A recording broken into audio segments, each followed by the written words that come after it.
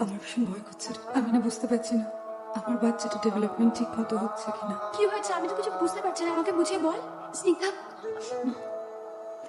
I am really very sorry Mrs Roychowdhury.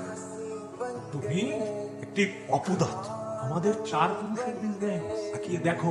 Snigdha যদি মেয়ে বাচ্চা জন্মায়, তাহলে কিন্তু তুমি শেষ। বাড়ির ট্র্যাডিশন অনুযায়ী এই বংশের প্রথম সন্তান ছেলেই হতে হবে, আর যদি মেয়ে হয় তাহলে কিন্তু তোমাকে আমি ত্যায্য পুত্র করতে বাধ্য।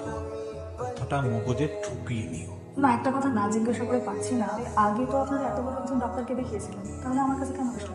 আমি না খুব কনফিউজ ডাক্তার, মানে বুঝতে পারছি না আমার বেবিটা ঠিক আছে তো। কোর্স ঠিক আছে, পারফেক্টলি নর্মাল। আপনি শিওর? নিশ্চয়। দেখুন, এই সময় অনেক দুশ্চিন্তা হয় যে জন্য, বেবির জন্য, সেটা নর্মাল। মনে হচ্ছে যে বাচ্চা ঠিক মতো নড়াচড়া করছে না, তো ক্ষতি হয়ে গেছে, এরকমই মনে হচ্ছে। তো তুমি তাই সবাইকে বলছো? কি কোথায় কি বলছে তাতে মাথা ঘামানোর দরকার নেই, দুশ্চিন্তা করবেন না। এই আপনার রিপোর্ট, আর আপনি এখন দুশ্চিন্তা করছেন বলে আমার তরফ থেকে এই ছোট্ট একটা গিফট। আপনার বেবির ছবি মন খারাপ হলেই দেখবেন, যতবার খুশি। প্রেগনেন্সির এই সময়টা আনন্দে থাকুন, ভোগ করুন মাতৃত্ব। সবার জীবনে এই সুযোগ আসে না মিসেস রায়চৌধুরী।